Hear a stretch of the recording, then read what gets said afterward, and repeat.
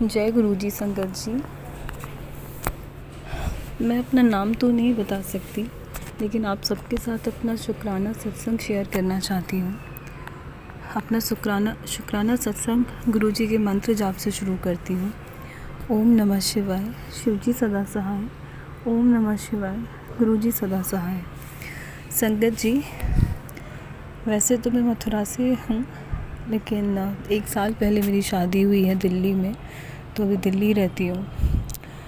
संगत जी, मेरे साथ बचपन से ही बहुत सारी चीज़ें ऐसी हुई हैं जो बहुत बुरी रही हैं। बचपन में सर से माता पिता का साया उठ गया। जीवन में बहुत संघर्ष किए, बहुत दुख देखे हैं अपने जीवन में, लेकिन कभी हार नहीं मानी। इस एक उम्मीद से कि ईश्वर ने अगर इतना बुरा किया है तो कुछ अच्छा भी होगा, आगे जाकर सब अच्छा होगा। और एक लड़की होने के नाते ये उम्मीद रखी कि चलो कोई नहीं, माता पिता तो नहीं रहे, लेकिन एक अच्छे परिवार में शादी होगी, एक अच्छा जीवन साथी मिलेगा, अच्छा परिवार मिलेगा, तो वो दुख ज़रूर दूर हो जाएगा। हमेशा डर रहता था कि माता पिता नहीं है, पता नहीं कैसा घर परिवार मिलेगा, लोग मुझे कैसे रखेंगे।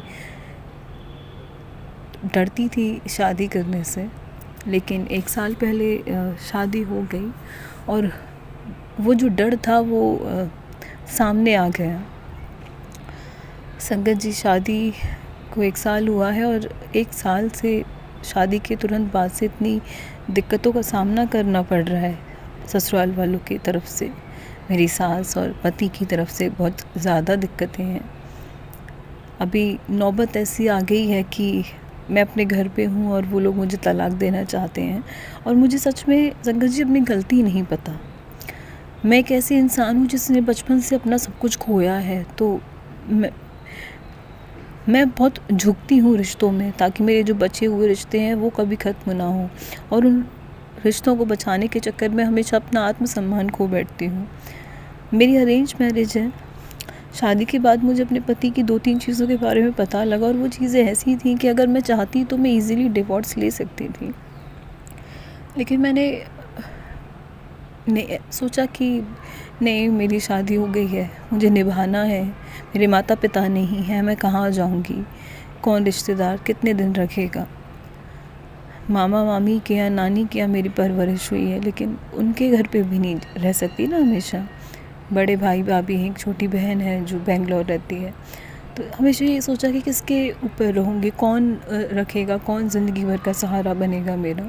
तो ये सोच के हमेशा सब्र किया, लेकिन मुझे नहीं पता था कि मेरा सब्र रखना मेरे लिए इतना घातक साबित होगा।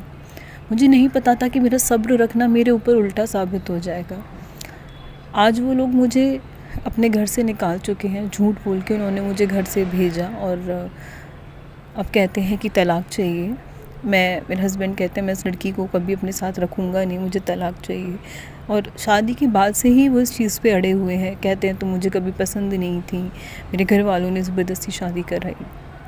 उनकी माँ मेरे साथ बहुत गंदा सलूक करती हैं। मतलब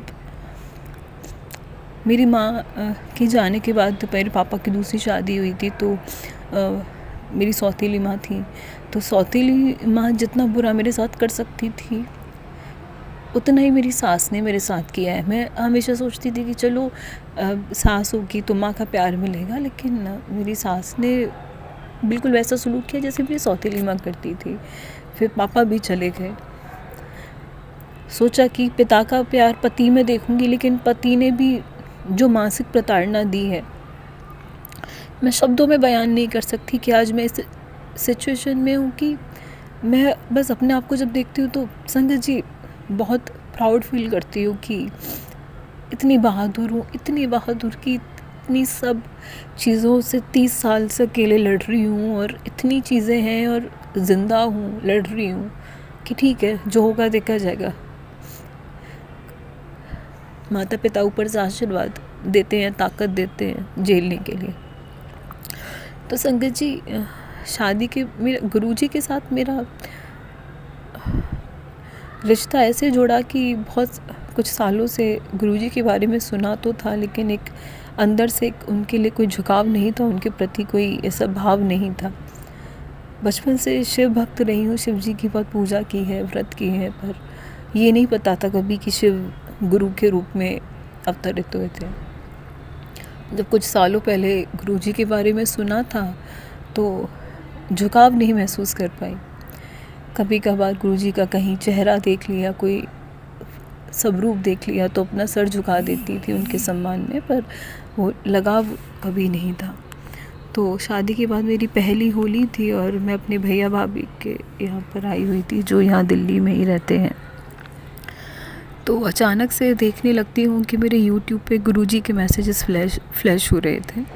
मैंने ना ही कोई चैनल सब्सक्राइब किया था, ना कुछ ऐसा कोई पोस्ट लाइक किया था, पर पता नहीं अचानक से गुरुजी के मैसेजेस फ्लैश होने लगे। 2 दिन 4 दिन तो उन मैसेजेस को अवॉइड किया अपने मन का भ्रम समझ के, लेकिन जब वो रेगुलर हुए और इस तरह से वो मैसेजेस आते थे जो मेरी ज़िंदगी में अभी घटित हो रहा है, तो मुझे कुछ यकीन नहीं हुआ। एकदम शॉक्ड थी कि मतलब गुरुजी के थ्रू ऐसी पोस्ट कैसे आ सकती है, जो मेरी ज़िंदगी में हो रहा है इनको कैसे पता। तो एक दिन सबसे पहला चमत्कार मेरे साथ ये हुआ कि मैं गुरुजी की संगत थी नहीं, तो मुझे पता नहीं था कि गुरुजी को चाय प्रसाद बहुत पसंद है। तो एक दिन जैसे ही मैं अपने लिए चाय का कप लेकर बैठी और मैंने टेबल पे रखा और अपना फ़ोन देखा, तो सबसे पहले यूट्यूब पे मैसेज आता है, पुत्र मैंने तेरे हाथ की चाय पीनी है। मैंने चाय पिला और जैसे ही मैंने ये मैसेज पढ़ा मैं एकदम शॉक्ड हो गई। मैं आपको बता नहीं सकती कि मतलब मैं बहुत ज़्यादा शॉक्ड हो गई कि ऐसा कैसे। तो मेरी भाभी के घर पे गुरुजी का स्वरूप है, छोटे छोटे से 2 स्वरूप हैं। तो उनके आगे मैंने चाय प्रसाद का भोग लगाया और खुश हुई, मन में बहुत खुशी हुई कि चलें गुरुजी शायद कुछ बताना चाह रहे हैं, अपने आप से जोड़ना चाह रहे हैं। फिर उसके 1-2 दिन बाद से मुझे मैसेजेस आने लगे कि पुत्र तू मेरे बड़े मंदिर आ, पुत्र तू मेरे बड़े मंदिर आ। तो मैंने मेरी भाभी से पूछा कि भाभी मुझे ऐसे ऐसे ना गुरुजी की कुछ मैसेजेस आ रहे हैं और ये मैसेजेस इस तरह से हैं जो चीज़ें मेरी ज़िंदगी में चल रही हैं और गुरुजी मुझे कह रहे हैं बड़े मंदिर आने के लिए। तो बड़ा मंदिर कहाँ है? तो उन्होंने कहा कि छतरपुर है। तो मैं गई संगत जी, होली के 2 दिन बाद ही मैं गुरुजी के बड़े मंदिर गई। और जैसे ही छतरपुर मेट्रो स्टेशन से नीचे उतरी तो ऑटो में जब बैठी तो गुरुजी की संगत थी, 2 आंटियाँ थीं जो बहनें थीं आपस में, वो अपने बच्चों के साथ बड़े मंदिर जा रही थीं। तो उनसे मेरी बातचीत शुरू हुई और ऐसा उनके साथ मेरा एक रिश्ता बना कि उन्होंने पूरे बड़े मंदिर में मेरे साथ रहीं। मुझे नहीं पता था कि कैसे दर्शन करने हैं, कैसे चाय प्रसाद लेना होता है या लंगर प्रसाद लेना होता है। मुझे कुछ नहीं पता था, लेकिन उन्होंने मेरी बड़ी मदद की और उनके कारण मैं बड़े मंदिर में गुरुजी के दर्शन कर पाई और उन दोनों के लिए मैं धन्यवाद करती हूँ। उनको भी गुरुजी ने ही भेजा था ताकि वो मुझे गाइड कर सके। तो संगत जी बड़े मंदिर गए, गुरुजी के दर्शन किए, बहुत अच्छा अनुभव रहा मेरा, बहुत खुश थी मैं कि एक जुड़ाव हो गया था। जब ये 2-4 बार ऐसे मैसेजेस देखे, इत्तेफाक ऐसे हुए कि गुरुजी कह रहे हैं कि मुझे चाय पिला, जो चीज़ मेरे हाथ में रखी हुई है और वो उसी वक्त मैं वो मैसेज पढ़ रही हूँ कि मुझे ये चीज़ खानी है। तो इत्तेफाक वो चीज़ ऐसी थी कि वो जुड़ाव होने लगा। तो जब मंदिर गई तो बहुत सुकून मिला और बहुत खुश थी। गुरुजी को शुक्रिया कहा उस चीज़ के लिए कि आपने मुझे इस काबिल समझा कि आपने मुझे अपने दरबार में बुलाया। मैं शुक्रगुज़ार हूँ आपकी। और जब इंसान इतना दुखी होता है ज़िंदगी में, इतना ज़्यादा परेशान होता है ज़िंदगी में, तो एक उम्मीद ढूंढता है कि मुझे कोई उम्मीद की किरण दिख जाए कैसे भी, ताकि मेरी ज़िंदगी कट सके। और वो उम्मीद की किरण मुझे गुरुजी के मंदिर जाने के बाद दिखी। मंदिर जाके चाय प्रसाद लिया, लंगर प्रसाद ग्रहण किया, जल प्रसाद लिया और बहुत खुशी खुशी मैं घर वापस आ गई। और उस दिन से मेरा गुरुजी के साथ रिश्ता बन गया। संगत जी बहुत बड़े कोई सत्संग मेरी ज़िंदगी में अभी गुरुजी की तरफ से हुए नहीं हैं, क्योंकि मेरे अंदर बहुत ज़्यादा नेगेटिविटी है। बचपन से मेरी सौतेली माँ मेरे ऊपर जादू टोना टोटका करती थी और मेरी सास करती हैं। तो मेरे अंदर कुछ नेगेटिविटी है जो मुझे बहुत एक्सट्रीमली फ़ील होती है कि मेरे अंदर कुछ इतना नेगेटिव है, कुछ ऐसा है जो मुझे गुरुजी के साथ कनेक्ट करने से रोकता है, जो चाहता है कि मैं गुरुजी के साथ कनेक्ट ना कर पाऊँ। क्योंकि उसको पता है कि अगर मैं गुरुजी के साथ कनेक्ट रहूँगी तो वो नेगेटिव एनर्जी ख़त्म हो जाएगी। तो वो मुझे रोकती है हमेशा। और गुरुजी के मैसेजेस भी मुझे आते हैं कि पुत्र तू इसीलिए मेरी सेवा में मन नहीं लगा पाती या तू मेरे सत्संग में नहीं मन लगा पाती क्योंकि तेरे अंदर की नेगेटिव एनर्जी तुझे रोकती है, वो तुझे ऐसा करने नहीं देती। अब मेरे साथ कुछ ऐसी चीज़ें हो रही हैं संगत जी की जो गुरुजी के बिना उनका ठीक होना संभव नहीं है। अब आर या पार की लड़ाई है। तो कभी गुरुजी के मैसेजेस आते हैं कि पुत्र तेरी पति के ऊपर वशीकरण किया गया है, तेरे पति की अकल को फेर दिया गया है, इसलिए वो तेरे साथ ऐसा व्यवहार करता है, तू चिंता मत कर, मैं सब ठीक कर दूँगा। कभी गुरुजी के मैसेजेस आते हैं कि तेरी ज़िंदगी की असल परीक्षा तो अब शुरू हुई है और तेरी ज़िंदगी में एक नया मोड़ आने वाला है। अब तू हार ना मान, तेरा पियो तेरे साथ है, अब जो होगा मैं देखूँगा, मैं तेरे साथ हूँ। तो मैं समझ नहीं पाती कि गुरुजी क्या कहना चाहते हैं। क्या गुरुजी इस रिश्ते को बचा पाएंगे या गुरुजी मुझे इशारा दे रहे हैं कि इस रिश्ते का ख़त्म हो जाना ठीक है। मैं चाहती नहीं कि रिश्ता ख़त्म हो, क्योंकि बचपन से 30 सालों से एक अनाथ ये शब्द सुनते आई हूँ और एक तलाकशुदा का एक अपने ऊपर वो नाम नहीं लगवाना चाहती, क्योंकि मैं जानती हूँ कि मेरा साथ कभी कोई देगा नहीं। तो गुरुजी से मैं अरदास करते रहती हूँ कि गुरुजी मेरे शादीशुदा जीवन को बचा लें कैसे भी। अगर मैं कहती हूँ गुरुजी आपको पता है कि मेरे पति के ऊपर वशीकरण है, मेरे ऊपर मारण क्रिया है, तो कुछ ऐसा करिए कि ये ठीक हो जाए। आप ईश्वर हैं, परमपिता परमेश्वर हैं, आपके लिए कुछ भी मुश्किल नहीं है, आपके लिए सब कुछ बहुत आसान है।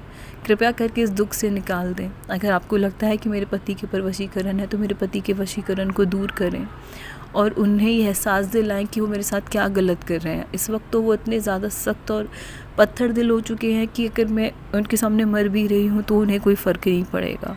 वो इस ज़िद पे हैं कि ये मेरे साथ रहना नहीं है, और सिर्फ अपनी माँ के सिखाने से। बाकी हर इंसान को अपनी कमियों के बारे में, अपनी गलतियों के बारे में पता होता है कि हाँ मुझसे ये गलती हुई थी तो शायद इस वजह से मेरे साथ ऐसा हो रहा है। तो मैं हमेशा मैं यही कहती हूँ कि गुरुजी मेरे से ऐसा कुछ नहीं हुआ। मेरी गलती बस इतनी रही है कि मैं ज़रूरत से ज़्यादा अच्छी रही, मैं रिश्ते संभालने में इतनी ज़्यादा झुकी कि आज वो चीज़ें मेरे ऊपर हावी हो रही हैं। शायद मुझे उतना झुकना नहीं था। जब मेरे साथ चीज़ें गलत होना शुरू हुई तो मुझे आवाज़ उठानी थी, या जब मुझे मेरे पति की एक दो सच्चाई के बारे में पता लगा तो तभी मुझे उस रिश्ते को ख़त्म कर देना चाहिए था। और अगर आज उस रिश्ते को मैं ख़त्म कर चुकी होती तो आज मैं गलत ना साबित हो रही होती। ऐसा होता है कि गुरुजी कभी कभी मुझे दर्शन दे देते हैं। मैं गुरुजी से अरदास करती हूँ तो देते हैं दर्शन। 2-3 बार स्वप्न दर्शन भी हुए हैं।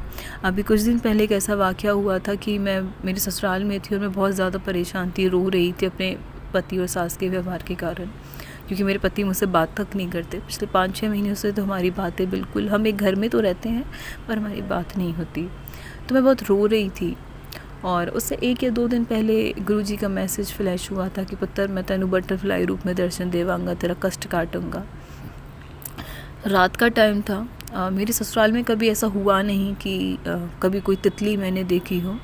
तो उस दिन ऐसा हुआ कि एक ब्राउन कलर की छोटी सी बटरफ्लाई और रूम की विंडो से अंदर आ गई, और जैसे ही वो अंदर आती है मेरी नज़र उस पर पड़ी और मैं बहुत खुश, संगत जी मैं बहुत खुश, मैं इतनी ज़्यादा खुश। मैंने कहा अच्छा मैं तो रो रही थी, आप मुझे चुप करवाने आए हो, आपको पता था कि मैं परेशान हूँ तो आए हो आप मेरे को चुप करवाने के लिए। और वो बटरफ्लाई पूरे रूम में चक्कर लगा रही थी और मैं उसके पीछे पीछे घूम रही थी। मैं उसको चरण छूना चाहती थी, मुझे पता था तो वो बटरफ्लाई रूप में गुरुजी ने दर्शन दी है तो मैं उनके चरण स्पर्श करना चाहती थी, उनको छूना चाहती थी। और अचानक से ऐसा हुआ कि वो बटरफ्लाई मेरे फ़र्श पे आकर, रूम के फ़र्श पे आकर के बैठ गई और मैंने अपने दुपट्टे से उसको दुपट्टे में लेने की कोशिश की और मैंने उसको स्पर्श किया। मतलब मेरे मन में इच्छा थी कि मैं उसको स्पर्श कर पाऊँ क्योंकि वो गुरुजी हैं। तो उस बटरफ्लाई ने मुझे मौका दिया कि वो मेरे कमरे के फ़र्श पे आके बैठी और मैं उसको टच कर पाई। मैंने उसको स्पर्श किया और स्पर्श करते ही वो बटरफ्लाई उड़ गई और वो मेरे रूम में पंखा चल रहा था और अचानक से पंखे से टकराई और वो मेरे बेड पे आके गिरी। मैंने तुरंत पंखा बंद किया और मैं बहुत परेशान, मेरी आंखों से आंसू आने लगे। मैं रोने लगी थी लिटरली कि गुरुजी को चोट लग गई है, गुरुजी को चोट लगी है। और वो बटरफ्लाई को जैसे ही मैं बेड पे गई हूँ उसको छूने के लिए, उसको मैं उसको देखना चाहती थी कि उसको कहाँ चोट लगी है। मुझे ऐसा लगा कि शायद उस बटरफ्लाई में अब जान नहीं रही, और लेकिन वो बटरफ्लाई बेड से उतर के नीचे बेड के अंदर चले गई, एक बेड के कॉर्नर पे नीचे जा कर के वो बैठ गई। तो मैं इस बटरफ्लाई को देखने लगी और लिटरली मेरी आंखों से आंसू आने लगे कि ये बटरफ्लाई की अब जान नहीं रही। और मैं गुरुजी से अरदास करने लगी कि गुरुजी इसकी जान क्यों चली गई, ऐसा क्या कष्ट आप मेरे ऊपर काटने आए थे, या आप मुझे इस बटरफ्लाई के रूप में ऐसे क्या दर्शन देने आए थे कि मतलब ये मेरा क्या कष्ट लेके गई है, इसको चोट क्यों लगी, ये पंखे से क्यों टकराई। और मैं रोने लगी। लेकिन संगत जी चमत्कार ऐसा हुआ कि जैसे वो टकराई थी तो मुझे लगा कि वो बचेगी नहीं क्योंकि वो नीचे गिर गई थी, लेकिन वो अचानक से उड़ी और उड़ के उसने पूरे रूम का चक्कर लगाया। मैंने उसको छुआ, उसने मुझे 3 से 4 बार ये मौका दिया कि मैं उस बटरफ्लाई को छू पाऊँ, जबकि बटरफ्लाई बहुत चंचल होती है, वो बहुत जल्दी उड़ जाती है, वो मौका नहीं मिलता उसको छूने का। लेकिन मुझे उसको 3-4 बार छूने का मौका मिला और वो उठी है और वो एकदम अच्छे से उसने पूरे रूम का चक्कर लगाया और वो विंडो से बाहर। और फिर तो बस मैं कहते रह गई गुरुजी वापस आ जाए, गुरुजी एक बार और वापस आ जाए, बस एक बार और दर्शन देकर जाए। पर वो नहीं आई, वो बटरफ्लाई चली गई और टचवुड वो ठीक थी। कोई कष्ट था, वो काटने आई थी, वो पंखे से टकराई थी और नीचे गिरी थी, लेकिन वो ठीक थी, वो ज़िंदा थी और वो उड़कर चली गई। और उससे कुछ दिन पहले ही मुझे वाइट कलर की बटरफ्लाई ने दर्शन दिए और बस वो दर्शन मुझे हार्डली 2 से 3 सेकंड के लिए हुए और मैं पीछे पीछे गई उस बटरफ्लाई के, लेकिन वो उड़ गई। और उसके बाद फिर एक बार मुझे गुरुजी ने एक ब्लैक एंड येलो कलर की बटरफ्लाई के रूप में दर्शन दिए। ओम रूप में भी मुझे उनके दर्शन हुए, स्वप्न दर्शन भी मुझे हुए हैं। 3-4 बार तो ऐसा हुआ कि मैंने लिटरली बस अपनी आंखें बंद की हैं और गुरुजी का चेहरा देखा है। आंखें बंद करती हूँ तो गुरुजी का चेहरा मेरे सामने होता है और बस फिर वो नेगेटिव एनर्जी जो मेरे अंदर है वो मेरे को जगाने की कोशिश करती है, वो मुझे पुश करती है कि मैं कैसे भी जग जाऊँ और मेरी आंखें खुल जाएं और वो जो गुरुजी मुझे दिख रहे हैं वो ना दिखे। और वो नेगेटिव एनर्जी मुझे पुश करके मेरी आंखें खोल देती है और गुरुजी के दर्शन मैं नहीं कर पाती हूँ। बहुत बहुत गंदी नेगेटिव एनर्जी है, मुझे गुरुजी के सत्संग नहीं सुनने देती, मुझे गुरुजी से कनेक्ट नहीं होने देती। और क्योंकि ये नेगेटिव एनर्जी बचपन से ही है मेरे साथ, तो गुरुजी कहते हैं कि पुत्र तेरे अंदर इतनी नेगेटिव एनर्जी है कि इसको जाने में वक्त लगेगा, पर तू चिंता ना कर, तेरा पियो तेरे साथ है, तो मेरी मुट्ठी भर संगत है। मैं जानता हूँ तू अपने जीवन में कितनी दुखी है, तू किन कष्टों को पा रही है, लेकिन तू चिंता मत कर, तेरा पियो तेरे साथ है, मैं तेरे साथ हूँ। तू बड़े मंदिर को अपना मायका समझ और मुझे अपना पियो समझ, मैं सब ठीक कर दूँगा। और एक बार ड्रीम दर्शन होते हैं मुझे गुरुजी के, तो संगत जी मैं एक मंदिर में हूँ और मंदिर में दर्शन कर रही हूँ और अचानक से मेरी नज़र जाती है कि मंदिर में एक पीले कलर के चोले में साधु बैठे हुए हैं। और परिक्रमा देते हुए मेरी जब नज़र जाती है तो मैं अचानक से देखती हूँ तो मुझे उनमें गुरुजी की छवि दिखाई देती है और मैं अचानक से रुक जाती हूँ। और जब मैं उन साधु के पास गई, मैंने उनके चरण स्पर्श किए तो उन्होंने मेरे को आशीर्वाद दिया। तो मैं उनके चरण छूने के बाद मैं जाने लगी वहाँ से। संगत जी देखती हूँ कि गुरुजी जो वो साधु जी थे उनके पास एक नमकीन का पिटारा रखा हुआ है और मुझे नमकीन एक्चुअली पसंद भी है। तो मैंने उनसे कहा कि गुरुजी आपने मुझे प्रसाद तो दिया ही नहीं है। तो उन्होंने कहा मैं तो तुझे प्रसाद ही देने वाला था, तुझे ही बहुत जल्दी थी जाने की, आ चल मैं तुझे प्रसाद देता हूँ। और मैंने जैसे ही झोली उनके आगे की तो मैं देखती हूँ कि उन्होंने मुझे नमकीन प्रसाद तो नहीं दिया, उन्होंने मुझे चिरवा प्रसाद दिया। उस चिरवे में बादाम थे, उसमें 2 घड़ियाँ थीं, एक फीमेल और एक मेल वॉच थी। उसमें कुछ पैसे थे जिसमें एक 100 का नोट था, एक 50 का नोट था और कुछ खुले पैसे थे और उसमें ड्राई फ्रूट्स थे। तो मैं गुरुजी से कहती हूँ कि गुरुजी मैंने तो आपसे नमकीन प्रसाद मांगा था, ये तो आपने मुझे बहुत कुछ दे दिया। तो गुरुजी कहते हैं कि पगली तू तो बहुत थोड़े में खुश होना चाहती है, मैं तो तुझे बहुत कुछ देना चाहता हूँ। और मैं रहस्य नहीं समझ पाई कि सपने में घड़ी देने का क्या मतलब है, एक मेल एक फ़ीमेल वॉच है। पर गुरुजी का कुछ दिन बाद फिर एक मैसेज फ्लैश हुआ कि मैं तेनू गिफ्ट में घड़ी देवांगा। तो मैंने उस मैसेज को पढ़ के ये रिलेट किया कि शायद जैसे घड़ी का मतलब होता है वक्त से, तो शायद गुरुजी ने वो घड़ी मुझे इसलिए दी कि वो मुझे शायद ये बताना चाहते हैं कि वो मेरी ज़िंदगी में अच्छा वक्त लेकर के आएंगे। तो मुझे बहुत खुशी हुई। गुरुजी ने जब मुझे सपने में ये कहा कि तू तो बहुत थोड़े में खुश हो रही थी, लेकिन मैं तो तुझे बहुत ज़्यादा देना चाहता हूँ। और कुछ छोटे मोटे सत्संग और हुए हैं जिनके लिए बहुत शुक्रगुज़ार हूँ मैं गुरुजी के लिए। कुछ चीज़ें ऐसी हुई हैं ज़िंदगी में कि हाँ, कि लगा गुरुजी हैं, उन पे विश्वास बढ़ गया है मेरा।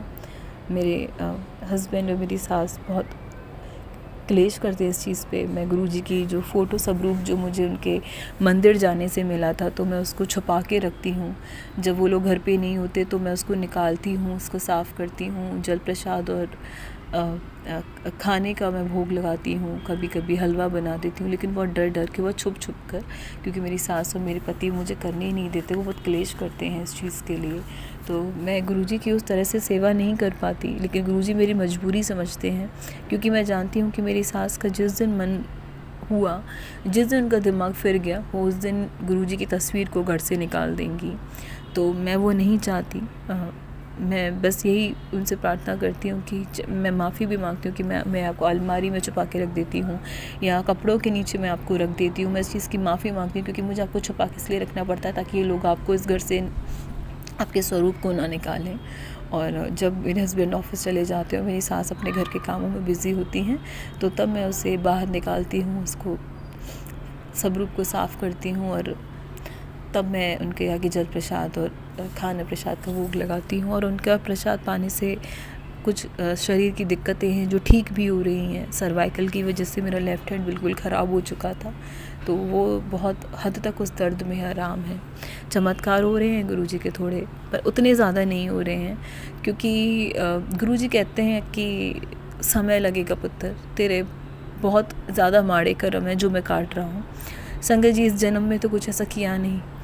16 महीने की उम्र से दुख मिल रहे हैं। 16 महीने की थी जब मेरी मम्मी एक्सपायर हुई थी, और अब 31 साल की मैं होने वाली हूँ। तब तक तो दुख ही दुख देखे हैं, और ऐसा कुछ कर्म किए नहीं ज़िंदगी में कि दुख मिले।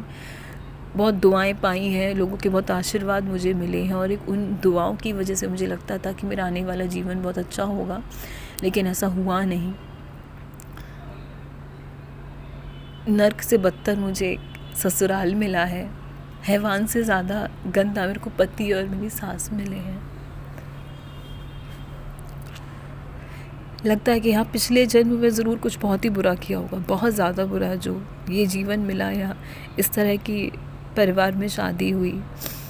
एक यही उम्मीद बची थी मेरे पास कि शादी हो जाएगी, अच्छे घर पहुंच जाऊंगी तो ज़िंदगी के दुख खत्म हो जाएंगे, लेकिन ऐसा कुछ हुआ नहीं संगत जी। एक लास्ट उम्मीद बस गुरुजी हैं। परेशान होती हूँ बार बार इंस्टाग्राम पे और फेसबुक पे गुरुजी के मैसेजेस देखती हूँ, क्या कह रहे हैं, आप क्या बताना चाहते हैं। तो कहते हैं तो चिंता ना कर, तेरे को नया घर ब्लेस करूँगा, तेरे घर गाड़ी भी होगी, तेरा घर भी होगा, और तेरा दुनिया में नाम होगा। पुत्र तू देखना, तेरा एक ऐसा समय आएगा कि तुझे पूरी दुनिया देखेगी, तेरी कामयाबी पूरी दुनिया देखेगी। और मैं समझ नहीं पाती कि ऐसा क्या होगा, ऐसा आप क्या करोगे कि मेरी कामयाबी दुनिया देखेगी। मैं तो किसी लायक ही नहीं हूँ। मैं तो अपने शरीर के साथ साथ अपने दिमाग को भी खो बैठ रही हूँ। जो चीज़ें ज़िंदगी में चल रही हैं उनसे इतनी ज़्यादा ट्रॉमेटाइज हूँ कि मेमोरी लॉस होने लगा है, डिप्रेशन है, बहुत ज़्यादा एंजाइटी होती है, बहुत गंदी एंजाइटी होती है, रिश्तेदारों के ताने सुनने पड़ते हैं। कभी कोर्ट कचहरी नहीं करना चाहती जीवन में, तो गुरुजी से कहती हूँ कि गुरुजी बस इतना कर दें कि मेरे पति की बुद्धि सुधार दें, उनके अंदर ये विवेक डाल दें कि वो सही गलत को पहचान पाएँ। उनके ऊपर जो भी वशीकरण या तंत्र क्रिया करके उनका दिमाग घुमाया गया है, उस वशीकरण को ख़त्म कर दें। जब आप जानते हैं कि उनके ऊपर वशीकरण है, तो कृपया करके उस वशीकरण को ख़त्म कर दें, मेरा जीवन बिगड़ने से बचा लें। तो कुछ कभी तो गुरुजी कहते हैं कि तेरे जीवन का नया अध्याय शुरू होने वाला है, तेरे मन की आवाज़ जो होगी वही तेरे गुरु की आवाज़ होगी। तो चिंता मत कर, मैं तेरे साथ था, बस तूने हार नहीं माननी है। तो लगता है कि गुरुजी शायद ये कहना चाहते हैं कि तुम्हारे पति तुम्हें डाइवोर्स देना चाहते हैं तो तुम ले लो। फिर गुरुजी का मैसेज आता है, तो चिंता ना कर, सब सारा फैसला तेरे हक विच होगा, तेरा पियो बैठा है, तो किस बात की चिंता करती है। तेनू मैं दुनिया के सामने शर्मिंदा नहीं होने दूंगा, तेनू मैं दुनिया के आगे झुकने नहीं दूंगा। तेरा प्यो बैठा है, तू आगे बढ़, सारा फैसला तेरे हक विच होगा। तो लगता है कभी कि कभी तो गुरुजी समझा रहे हैं कि तेरे पति का दिमाग बांध दिया गया है, मैं उसे सही कर दूँगा, समय उसको ऐसी छूट देगा कि उसको सारे एहसास होंगे। और कभी गुरुजी कहते हैं कि जो लोग तेरे अच्छे नहीं है, तेरे लिए अच्छे नहीं है, तू इनके पीछे मत भाग। मैंने तेरी ज़िंदगी से उन लोगों को दूर कर दिया है जो तेरा बुरा सोचते थे। मैंने उन लोगों की वो बातें सुनी हैं जो तेरे लिए बहुत हानिकारक हो सकती थी या जो तेरा बुरा कर सकती थी। तो मैंने कुछ लोगों को तेरी ज़िंदगी से काट देता है और समझ नहीं आता कि अब ज़िंदगी किस मोड़ पे लेकर जाएगी। बस एक गुरुजी से एक विनती है, जोड़ा है आपने मुझे खुद से, तो निराश मत कीजिएगा, क्योंकि मैं ज़िंदगी के उस मोड़ पे हूँ कि अगर अब आपने हाथ छोड़ दिया तो कुछ नहीं बचेगा, शायद मैं भी ना बचूँ। कहते हैं कि मैंने एक बार गुरुजी से अरदास की कि गुरुजी मेरे अंदर जो नेगेटिविटी है, जो गलत आत्मा मेरे अंदर बैठी है, वो बड़े गंदे विचार लाती है मेरे मन में आपके प्रति, वो मुझे आपकी सेवा नहीं करने देती, वो मुझे आपके सत्संग नहीं सुनने देती, क्योंकि सत्संग से तो मेरे कर्म कटेंगे।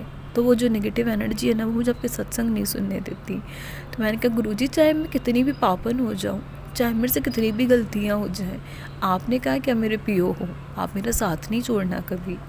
तो कहते हैं गुरुजी तो चिंता ना कर, मैं तेरा पियो हूँ, मैं तेरा साथ कभी नहीं छोड़ूंगा, चाहे कुछ भी हो जाए, मैं तेरे नाला, मैं तेरा साथ नहीं छोड़ूंगा।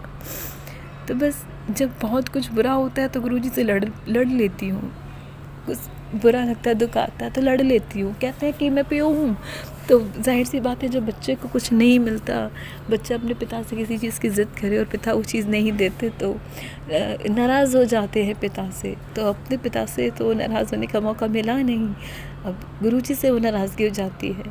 पिता हो, परमेश्वर हो, त्रिकालदर्शी हो, सब तो आँखों के सामने है, क्यों नहीं रोक पा रहे हो, क्यों अपनी बच्ची को दुख दे रहे हो।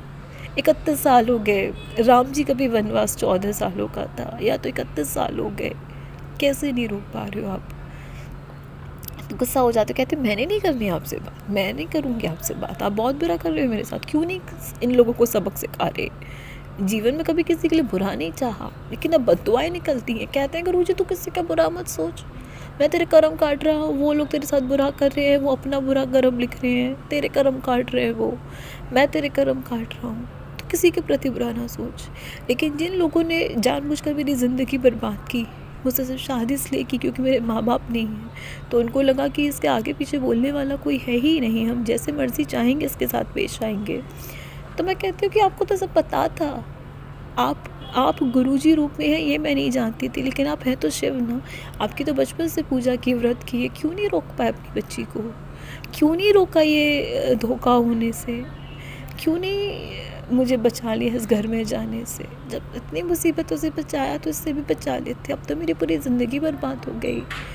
तो लड़ लेती हूँ गुरुजी से, फिर कहते हैं तुम मुझसे नाराज़ है ना, पर तू देख मैं तेरे जीवन में आने वाले समय में इतनी खुशियाँ भर दूँगा, इतनी खुशियाँ भर दूँगा कि तेरी सारी नाराज़गी दूर हो जाएगी। बस क्या ही करूँ, एक यही अरदास है संगत जी। बहुत लोग हैं, आप गुरुजी की संगत हैं, आपके जीवन में बड़े चमत्कार हुए होंगे, आप गुरुजी की संगत हैं। आप सबसे प्रार्थना है मेरी, गुरुजी से मेरे लिए प्रार्थना करें, उन्हें कहें कि देखें वो मेरी तरफ। मैं नहीं सहन कर पा रही हूँ, मैं उस स्टेज पे हूँ कि मैं अरदास करें मेरे लिए गुरुजी से। अभी गुरुजी के बड़े मंदिर होकर आई हूँ कुछ दिन पहले दोबारा से। उम्मीद नहीं थी कि दोबारा कभी जाने का मौका मिलेगा, क्योंकि मेरे ससुराल वाले तो मुझे जाने नहीं देते, मेरे ससुराल वाले तो मुझे जाने नहीं देते हैं गुरुजी के बड़े मंदिर, या वो मानते ही नहीं हैं। तो मुझे लगा कि शायद मैं कभी जा नहीं पाऊँगी, लेकिन सिचुएशन अब ऐसे है कि जब उन लोगों ने मुझे घर से निकाल दिया तो मैं अपने भैया भाभी के यहाँ आई, तो यहाँ से मैं गुरुजी के बड़े मंदिर फिर से होकर आई हूँ। गुरुजी की लीला थी जो मुझे उम्मीद नहीं थी कि वो मुझे दोबारा कभी बुला पाएंगे, लेकिन उन्होंने बुला लिया किसी भी बहाने से। लेकिन कष्ट बहुत है अभी संगत जी, बहुत कष्ट है। मेरा बुद्धि विवेक काम नहीं करता, मैं नहीं जानती मैं क्या बोल रही हूँ, क्या मुझे बोलना चाहिए, क्या नहीं बोलना चाहिए। मैं मेरा बुद्धि विवेक खो चुकी हूँ। पता नहीं गुरुजी मुझसे क्या बुलवा रहे हैं, क्या नहीं बुलवा रहे। ये वो जैसा वो कह पा रहे हैं मैं बोल पा रही हूँ। संगत जी मेरे लिए अरदास करें आप सब। दुआओं में बड़ी ताकत होती है। इस वक्त मुझे दुआओं की बहुत ज़रूरत है। मेरी ज़िंदगी उस दोराहे पर खड़ी है कि बर्बाद हूँ मैं पूरे तरीके से। मेरे पास कुछ भी नहीं है, ना घर, ना पैसा, ना अच्छी सेहत। मेरी मेंटल कंडीशन भी इस वक्त अच्छी नहीं है, बहुत ज़्यादा डिप्रेशन में हूँ।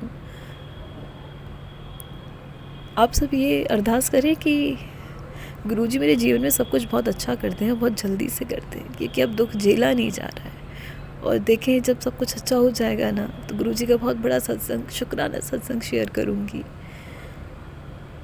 गुरुजी ने अगर इस लायक बनाया तो गुरुजी के बहुत बड़ा सत्संग करूँगी।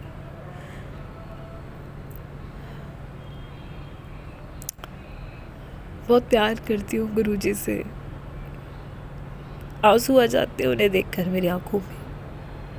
इतना प्यारा चेहरा है, इतने अच्छे लगते हैं।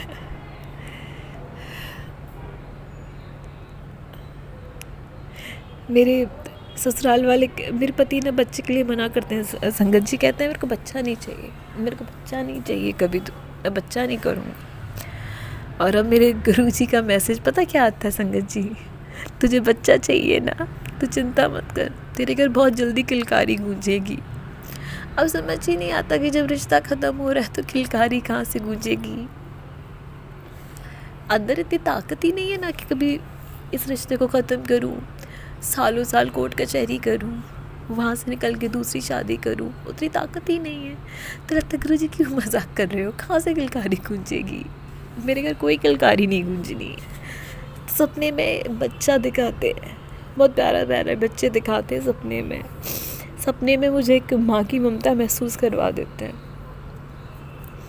बहुत छोटे छोटे छोटे छोटे प्यारा सा एक छोटा सा नन्ना मुन्ना सा एक बेबी बॉय देखा था, बहुत ममता महसूस हुई उसे देखकर। तो अब पिछले 4-5 बार से ऐसे मैसेजेस आ रहे हैं गुरुजी के, तो चिंता न कर, तेरे घर बहुत जल्दी खुशियाँ आएंगी, तेरे घर में बहुत जल्दी किलकारी गूंजेगी। तुझे बच्चा चाहिए ना, देख मैं तेरे घर में किलकारी गूंजेगी, देख मैं हूँ ना, तेरा प्यो बैठा है ना। तो बस जब ऐसे मैसेज आते हैं तो लगता है कुछ ठीक करेंगे, कर देंगे, कुछ तो ठीक करेंगे, कर दें गुरुजी, मेरी अरदास पूरी कर दें। मैं आपका जीवन भर शुक्राना करते रहूँगी। अभी मैं अपना सत्संग यहीं ख़त्म करती हूँ संगत जी। पता नहीं क्या बोला है मैंने, क्या नहीं बोला, मुझे खुद अपने बुद्धि विवेक पे इस वक्त मेरा कंट्रोल नहीं है। जैसा गुरुजी ने चाहा बोला है, कुछ बातें मैं बोलने से भूल भी गई हूँ, कुछ बातें और भी हैं। सत्संग मेरा बहुत ज़्यादा बड़ा हो गया है। मेरे सत्संग सुन के किसी को कुछ बुरा लगा हो या गलत लगा हो तो मैं हाथ जोड़ के क्षमा प्रार्थी हूँ इस चीज़ के लिए। जो मन में आया बोल दिया है, बस बोला है कि नहीं पता गुरुजी की नई संगत हूँ, 3 महीने पहले से जुड़ी हूँ, नहीं पता क्या बोलना है, कैसे बोलना, बस बोल दिया। खड़े हैं मेरे पीछे, खड़े हैं गुरुजी वही बुलवा रहे हैं मुझसे। अपना सत्संग यहीं समाप्त करती हूँ संगत जी। ओम नमः शिवाय। शिव जी सदा सहाय। ओम नमः शिवाय। गुरु जी सदा सहाय। इतना पेशेंस रखने के लिए, मेरा सत्संग सुनने के लिए आप सभी का बहुत बहुत धन्यवाद। गुरु जी की कृपा आप सब पर बनी रहे, हम पर बनी रहे, दुनिया के हर एक उस इंसान पर बनी रहे जिसे गुरु जी के सहारे की ज़रूरत है। ईश्वर कभी किसी की ज़िंदगी में दुख तकलीफ़ें ना लाए। गुरु जी से प्रार्थना करती हूँ कि मेरी जो संगत मुझे सुन रही है, उनके जीवन में जो भी दुख हैं, कष्ट हैं, सभी को जल्दी से ख़त्म करें, क्योंकि बस आपसे ही उम्मीद है हमें। आप ही हमारे करता धरता है गुरु जी। बहुत बहुत आभारी हूँ मैं आपकी कि आपने मुझे खुद से जोड़ा। बहुत बहुत शुक्रगुज़ार हूँ कि मुझ जैसे इंसान को आपने जोड़ा। मैं तो थी क्या, मेरी हैसियत ही क्या थी। आपने मुझे खुद से जोड़ा, आपने मेरी उंगली पकड़ी और मेरा हाथ थामा है। बहुत बहुत शुक्रगुज़ार हूँ गुरु जी। अनंतम अनंतम शुक्राना मेरे गुरु का। आप सच में मेरे पियो हैं। बहुत ज़्यादा शुक्रगुज़ार हूँ। धन्यवाद संगत जी। आप सबका दिन शुभ हो।